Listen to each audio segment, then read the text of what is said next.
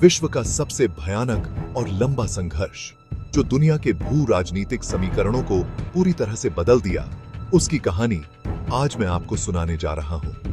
हमने पिछले दशक में देखा कि कैसे एक क्षेत्रीय विवाद ने वैश्विक महाशक्तियों को आमने सामने ला दिया और दुनिया के भू राजनीतिक परिदृश्य को पूरी तरह से बदल दिया।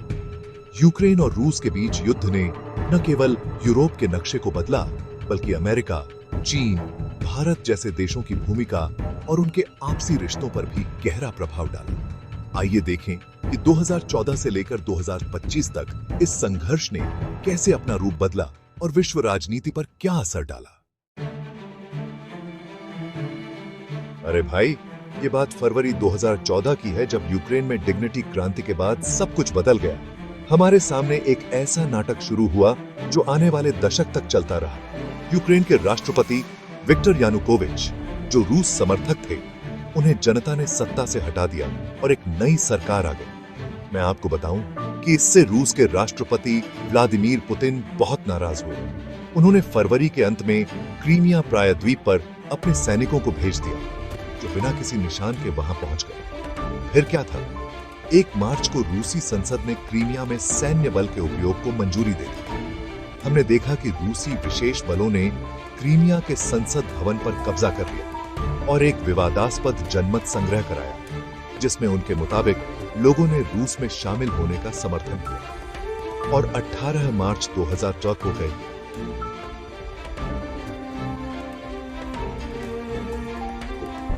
रूस ने औपचारिक रूप से क्रीमिया को अपने साथ मिला लिया। यूक्रेन और पश्चिमी देशों ने इसे अवैध कब्जा बताया, लेकिन रूस ने कहा कि उन्होंने तो बस अपने नागरिकों की रक्षा की है। मेरे भाई, उसके बाद अप्रैल 2014 में डोनबास क्षेत्र में भी ऐसा ही खेल शुरू हो गया। रूस समर्थित अलगाववादियों ने डोनेत्स्क और लुहांस्क में कब्जा करना शुरू कर दिया और अपने आप को स्वतंत्र गणराज्य घोषित कर दिया।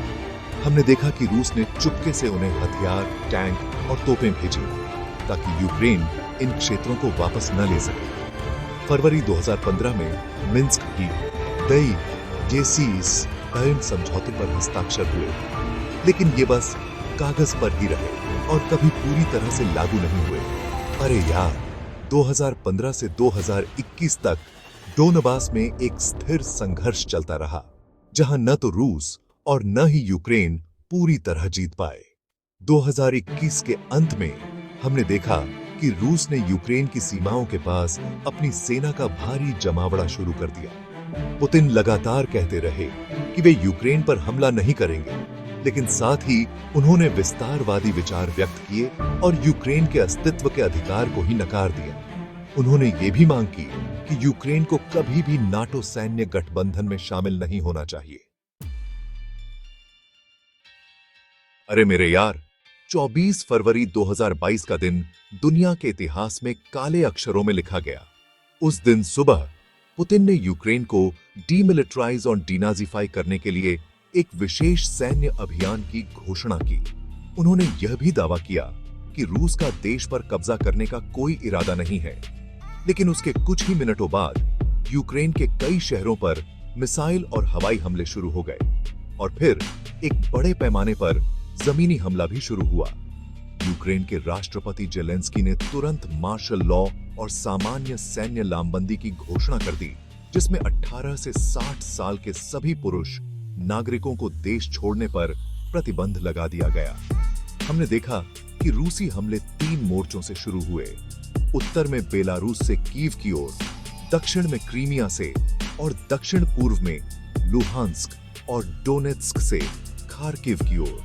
उत्तरी मोर्चे पर भारी नुकसान और यूक्रेन के मजबूत प्रतिरोध के कारण मार्च में रूस की प्रगति रुक गई और अप्रैल तक उनके सैनिकों को वापस लौटना पड़ा। 8 अप्रैल को रूस ने दक्षिणी और पूर्वी यूक्रेन में अपनी सेनाओं को जनरल अलेक्जेंद्र द्वोरनिकोव के कमान में रख दिया और उत्तर से वापस बुलाई गई कुछ इकाइयों को डोनबास में फिर से तैनात किया गया। 19 अप्रैल को रूस ने खार्किव से लेकर डोनेत्स्क और लुहांस्क तक 500 किलोमीटर लंबे मोर्चे पर नया हमला शुरू किया। 13 मई तक यूक्रेन के जवाबी हमले ने खार्किव के पास रूसी सेनाओं को पीछे धकेल दिया। 20 मई तक मारियुपोल आजोवस्टाल स्टील वर्क्स की लंबी घेराबंदी के बाद रूसी सैनिकों के हाथों में चला गया। रूसी सेनाओं ने अगले महीनों में युद्ध क्षेत्र से दूर स्थित सैन्य और नागरिक ठिकानों पर भी बमबारी जारी रखी। यह युद्ध द्वितीय विश्व युद्ध के बाद से सबसे तेजी से बढ़ने वाला शरणार्थी और मानवीय संकट बन गया। आक्रमण के पहले हफ्ते में ही संयुक्त राष्ट्र ने बताया कि 1 मिलियन से अधिक लोग यूक्रेन से भाग गए थे। अगस्त 2024 में हमने देखा कि यूक्रेनी सेना ने रूस के कुर्स्क क्षेत्र में एक सीमा पार अभियान शुरू किया। यह कदम दुनिया के लिए एक बड़ा आश्चर्य था, क्योंकि अब तक यूक्रेन रक्षात्मक मुद्रा में था, लेकिन अब उसने आक्रामक रणनीति अपनाई थी। अरे भाई, ये प्रतिबंधों का खेल बड़ा दिलचस्प रहा है। मार्च 2014 में जब रूस ने क्रीमिया पर कब्जा किया, तब से ही अमेरिका, यूरोपीय संघ, कनाडा और कई अन्य देशों ने रूस पर प्रतिबंध लगाना शुरू कर दिया था।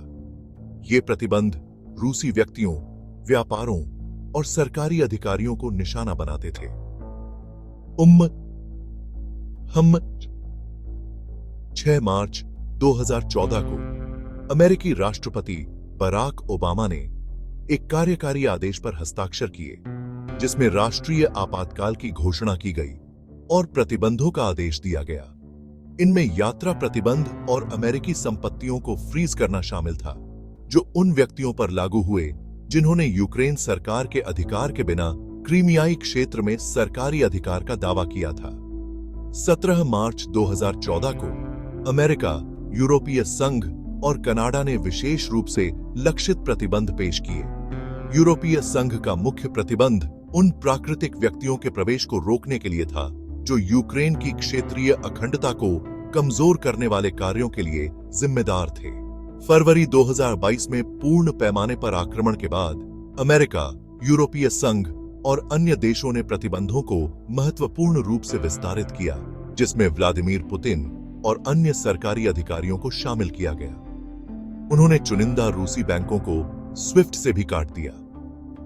मेरे यार, इन प्रतिबंधों का रूसी अर्थव्यवस्था पर गहरा असर पड़ा। रूसी रूबल का मूल्य गिर गया और 2022 के रूसी आक्रमण के आर्थिक प्रभाव को और भी बदतर बना दिया।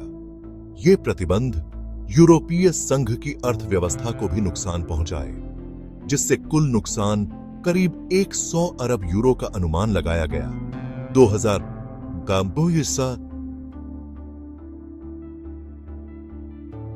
तक 2014 में रूस के वित्त मंत्री ने घोषणा की थी कि प्रतिबंधों ने रूस को $40 अरब का नुकसान पहुंचाया है, और उसी वर्ष तेल की कीमत में कमी के कारण एक और $100 अरब का नुकसान हुआ। अगस्त 2018 में लगाए गए प्रतिबंधों के बाद रूस को होने वाले आर्थिक नुकसान में जीडीपी विकास में लगभग 0.5 से 1.5% की कमी शामिल थी। फरवरी 2024 में अमेरिका, ब्रिटेन और यूरोपीय संघ ने रूस पर नए प्रतिबंध घोषित किए, जो यूक्रेन पर आक्रमण के 2 साल पूरे होने और विपक्षी नेता एलेक्सी नवलनी की हिरासत में मौत के 1 हफ्ते बाद आए। राष्ट्रपति बाइडेन ने 500 नए प्रतिबंधों की घोषणा करते हुए कहा कि वे रूस की युद्ध मशीन को निशाना बनाएंगे। जून 2023 तक यूरोपीय संघ और अमेरिका के प्रतिबंध प्रभावी बने रहे। जनवरी 2022 में यूरोपीय संघ ने प्रतिबंधों के नवीनतम विस्तार की घोषणा की, जो 31 जुलाई 2022 तक के लिए था। हम अब बात करते हैं इस पूरे खेल में चीन और हमारे देश भारत की भूमिका की। रूसी आक्रमण के बाद चीन ने कहा कि वह यूक्रेन की संप्रभुता का सम्मान करता है, लेकिन नाटो के विस्तार के बारे में रूस की चिंताओं को भी संबोधित किया जाना चाहिए। संयुक्त राष्ट्र के उन मतदानों से चीन ने खुद को दूर रखा जिन्होंने आक्रमण की निंदा की। चीनी सरकार ने दोनों देशों के बीच मध्यस्थता करने का प्रयास किया, लेकिन उनके प्रस्तावों की आलोचना हुई। हालांकि चीन ने रूस के खिलाफ अंतर्राष्ट्रीय प्रतिबंधों का विरोध किया, चीनी कंपनियों ने बड़े पैमाने पर उनका पालन किया। चीनी निर्माताओं द्वारा बनाए गए ड्रोन संघर्ष में दोनों पक्षों द्वारा उपयोग किए जाते थे। दोहरे उपयोग वाली तकनीक और घटक भागों के चीन से रूस को निर्यात ने अमेरिका और यूरोपीय संघ के प्रतिबंधों और नाटो की निंदा को आकर्षित किया। चीनी राज्य, मीडिया आउटलेट और नेटिजन्स अक्सर रूसी राज्य के विचारों को अधिक महत्व देते थे, कभी-कभी गलत सूचनाओं को भी पोस्ट करते थे। मेरे भाई, भारत की स्थिति और भी दिलचस्प रही। भारत ने एक संतुलित दृष्टिकोण अपनाया, जहां उसने युद्ध की निंदा तो की, लेकिन रूस के साथ अपने ऐतिहासिक संबंधों को भी बनाए रखा। भारत ने संयुक्त राष्ट्र में कई मतदानों में तटस्थता का रुख अपनाया। प्रधानमंत्री मोदी ने पुतिन के साथ कई बार बात की और उन्हें शांति के लिए प्रोत्साहित किया। भारत ने इस अवसर का उपयोग रूस से सस्ते तेल खरीदने के लिए भी किया, जिससे पश्चिमी देशों की आलोचना का सामना करना पड़ा। लेकिन भारत का तर्क था कि वह अपने नागरिकों के हितों को सर्वोपरि रखता है और ऊर्जा सुरक्षा सुनिश्चित करने के लिए विभिन्न स्रोतों से तेल खरीदता है। 2023 और 2024 में जैसे जैसे युद्ध जारी रहा, भारत ने शांति वार्ता और कूटनीतिक समाधान के लिए अपनी आवाज मजबूत की। भारत ने दोनों पक्षों से बातचीत के माध्यम से मुद्दों को हल करने का आग्रह किया और अंतर्राष्ट्रीय मंचों पर मध्यस्थता के प्रयास किए। अरे यार, अब मैं आपको 28 फरवरी 2025 की उस ऐतिहासिक मुलाकात के बारे में बताता हूं जो वॉशिंगटन डीसी में हुई थी। अमेरिका के नवनिर्वाचित राष्ट्रपति डोनाल्ड ट्रंप और यूक्रेन के राष्ट्रपति वोलोदिमीर जेलेंस्की के बीच व्हाइट हाउस में मुलाकात हुई। मैं वहां नहीं था, लेकिन मीडिया रिपोर्ट्स के अनुसार यह मुलाकात तनावपूर्ण रही। ट्रंप ने अपने चुनाव अभियान के दौरान कई बार कहा था कि वे युद्ध को 24 घंटे में समाप्त कर देंगे और यूक्रेन को दी जाने वाली सहायता को कम करेंगे। जेलेंस्की इस बैठक में ट्रंप को यूक्रेन की सहायता जारी रखने के लिए मनाने आए थे। अखबारों की माने तो बैठक की शुरुआत तो अच्छी हुई। दोनों नेताओं ने हाथ मिलाया और कैमरों के सामने मुस्कुराए, लेकिन जैसे ही दरवाजे बंद हुए और निजी बातचीत शुरू हुई, माहौल बदल गया। देखिए मिस्टर जेलेंस्की, मैं आपको साफ साफ बताना चाहता हूं कि अमेरिका के टैक्स पेयर्स का पैसा हम और नहीं बर्बाद कर सकते, ट्रंप ने कहा। हमने आपको अब तक अरबों डॉलर दिए हैं और आप अभी भी युद्ध नहीं जीत पाए हैं। जेलेंस्की ने जवाब दिया, राष्ट्रपति ट्रंप, यह सिर्फ यूक्रेन का युद्ध नहीं है, यह लोकतंत्र और आक्रामकता के बीच का युद्ध है। आप अच्छी तरह जानते हैं कि पुतिन रुकने वाले नहीं हैं। अरे वाह, तो आप मुझे समझाने आए हैं? ट्रंप ने अपना चश्मा उतारते हुए कहा, मैंने पुतिन से बात की है, वह मेरा दोस्त है, मैं उसे बोलूंगा और युद्ध खत्म हो जाएगा। आपके दोस्त ने मेरे देश पर बमबारी की है, वह आपका दोस्त हो सकता है, लेकिन वह दुनिया का दुश्मन है, जेलेंस्की ने गुस्से से कहा। ट्रंप ने अपनी कुर्सी से उठकर उंगली हिलाते हुए कहा, देखो मिस्टर कॉमेडियन, मुझे मत सिखाओ कि किससे दोस्ती रखनी है। मैंने पूरी दुनिया के साथ सौदे किए हैं, महान सौदे। आप एक छोटे से देश के राष्ट्रपति हैं और मुझे बता रहे हैं कि क्या करना है। हाँ, मैं एक छोटे देश का राष्ट्रपति हूं जो आपके बड़े दोस्त से लड़ रहा है और हमें आपकी मदद की जरूरत है, जेलेंस्की ने कहा। बैठक के बाद दोनों नेताओं ने संयुक्त प्रेस कॉन्फ्रेंस में हिस्सा लिया, जहां वे फिर से दोस्ताना दिखे। लेकिन अंदरूनी सूत्रों के अनुसार इस मुलाकात के बाद अमेरिकी यूक्रेन संबंधों में तनाव आ गया था। अब तक का यह एक दशक का संघर्ष दुनिया के भू राजनीतिक परिदृश्य को पूरी तरह से बदल चुका है। हमने देखा है कि कैसे पश्चिम और रूस के बीच शीत युद्ध के बाद से सबसे बड़ी दरार पैदा हो गई है, जिसने अंतर्राष्ट्रीय संबंधों के पैटर्न को पुनर्गठित किया है। नाटो का विस्तार और मजबूतीकरण इस संघर्ष का एक महत्वपूर्ण परिणाम रहा है। फिनलैंड और स्वीडन जैसे पारंपरिक रूप से तटस्थ देश नाटो में शामिल हो गए हैं, जिससे रूस की चारों ओर से घेराबंदी हो गई है। यूरोपीय देशों ने अपने सैन्य खर्च में वृद्धि की है और रूस के साथ ऊर्जा निर्भरता को कम करने के लिए वैकल्पिक स्रोत तलाशे हैं। चीन और रूस के बीच संबंध मजबूत हुए हैं क्योंकि दोनों देश पश्चिमी देशों, विशेष रूप से अमेरिका के प्रभुत्व को चुनौती देने के लिए एक साथ आए हैं। यह गठबंधन एक नए द्विध्रुवीय विश्व व्यवस्था की ओर इशारा करता है, जहां एक ओर पश्चिमी देश हैं और दूसरी ओर चीन और रूस के नेतृत्व वाले देश। भारत ने इस संघर्ष में एक संतुलित दृष्टिकोण अपनाया है, जिससे उसकी वैश्विक छवि में सुधार हुआ है। भारत ने एक स्वतंत्र विदेश नीति को बनाए रखा है और विभिन्न देशों के साथ संबंधों को संतुलित किया है। अर्थव्यवस्था के मोर्चे पर हमने देखा है कि वैश्विक आपूर्ति श्रृंखलाएं पुनर्गठित हो रही हैं। रूस अब चीन और भारत जैसे एशियाई देशों पर अधिक निर्भर हो गया है, जबकि यूरोप ने ऊर्जा के वैकल्पिक स्रोतों की ओर रुख किया है। ऊर्जा क्षेत्र में हमने देखा है कि तेल और गैस की कीमतों में उतार चढ़ाव ने वैश्विक अर्थव्यवस्था को प्रभावित किया है। यूरोप ने रूसी तेल और गैस पर अपनी निर्भरता को कम करने के लिए महत्वपूर्ण कदम उठाए हैं, जिससे ऊर्जा बाजारों का पुनर्गठन हुआ है। इन सभी परिवर्तनों के बीच सवाल यह है कि भविष्य में क्या होगा। मेरी राय में ट्रंप और जेलेंस्की की बैठक के बाद अमेरिका की यूक्रेन नीति में बदलाव देखने को मिल सकता है। ट्रंप के नेतृत्व में अमेरिका यूक्रेन को दी जाने वाली सैन्य सहायता को कम कर सकता है और रूस के साथ बातचीत पर जोर दे सकता है। इससे यूक्रेन की स्थिति कमजोर हो सकती है और वह रूस के साथ एक समझौते के लिए मजबूर हो सकता है, जिसमें उसे कुछ क्षेत्रों को छोड़ना पड़ सकता है। यह समझौता युद्ध को समाप्त कर सकता है, लेकिन यूक्रेन के लिए एक पूर्ण जीत नहीं होगी। दूसरी ओर यूरोपीय देश अमेरिका की कमी को पूरा करने के लिए अपनी सहायता बढ़ा सकते हैं। ब्रिटेन, फ्रांस और जर्मनी पहले से ही यूक्रेन के मजबूत समर्थक रहे हैं और वे अपनी सहायता जारी रख सकते हैं। रूस के लिए प्रतिबंधों के प्रभाव लंबे समय तक महसूस किए जाएंगे। उसकी अर्थव्यवस्था पहले से ही संकुचित हो रही है और प्रौद्योगिकी के क्षेत्र में पिछड़ रही है, लेकिन पुतिन का नेतृत्व मजबूत बना हुआ है और वे आंतरिक विरोध को दबाने में कामयाब रहे हैं। चीन इस स्थिति का लाभ उठाकर रूस पर अपना प्रभाव बढ़ा सकता है। रूस अब चीन पर अधिक निर्भर हो गया है, जिससे चीन को अपने आर्थिक और भू राजनीतिक हितों को आगे बढ़ाने का अवसर मिला है।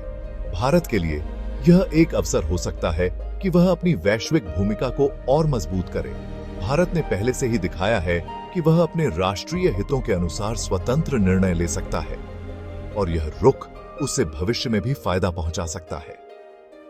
इस संघर्ष ने अंतर्राष्ट्रीय कानून और संस्थानों की कमजोरियों को भी उजागर किया है। संयुक्त राष्ट्र जैसे अंतर्राष्ट्रीय संगठन इस तरह के संघर्षों को रोकने में असमर्थ रहे हैं, जिससे वैश्विक शासन प्रणाली में सुधार की आवश्यकता पर प्रकाश पड़ा है। यार, हमने देखा कि कैसे 2014 में शुरू हुआ एक क्षेत्रीय विवाद दुनिया के सबसे बड़े सशस्त्र संघर्षों में से एक में बदल गया। यह संघर्ष न केवल यूक्रेन और रूस के बीच था, बल्कि इसने पूरे विश्व के भू राजनीतिक और आर्थिक परिदृश्य को प्रभावित किया। रूस और यूक्रेन के बीच संबंध अब एक नए दौर में प्रवेश कर रहे हैं। ट्रंप के अमेरिकी राष्ट्रपति बनने और जेलेंस्की के साथ उनकी तनावपूर्ण बैठक के बाद युद्ध के समाधान की दिशा में कुछ प्रगति हो सकती है, लेकिन यह यूक्रेन के लिए एक कठिन समझौता हो सकता है। वैश्विक स्तर पर हमने देखा है कि कैसे एक नई विश्व व्यवस्था उभर रही है, जहां पश्चिम का प्रभुत्व चुनौतीपूर्ण हो रहा है और चीन और रूस एक नए ध्रुव के रूप में उभर रहे हैं। भारत जैसे देश इस बदलते परिदृश्य में अपनी स्वतंत्र पहचान बनाए रखने में सफल रहे हैं। प्रतिबंधों के प्रभाव ने दिखाया है कि वैश्विक अर्थव्यवस्था कितनी परस्पर जुड़ी हुई है और कैसे एक देश पर प्रतिबंध अन्य देशों को भी प्रभावित कर सकते हैं। रूस ने प्रतिबंधों के बावजूद टिके रहने की क्षमता दिखाई है, लेकिन उसकी अर्थव्यवस्था को दीर्घकालिक नुकसान हुआ है। अंत में यह संघर्ष हमें याद दिलाता है कि युद्ध कितना विनाशकारी हो सकता है और शांतिपूर्ण समाधान कितने महत्वपूर्ण हैं। हजारों लोगों की मौत, लाखों लोगों का विस्थापन और अरबों डॉलर का आर्थिक नुकसान, युद्ध की कीमत बहुत अधिक है।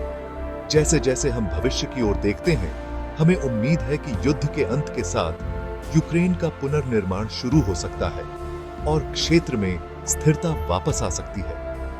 लेकिन इस संघर्ष के प्रभाव दशकों तक महसूस किए जाएंगे। क्योंकि दुनिया एक नई भू राजनीतिक वास्तविकता के अनुकूल होती है।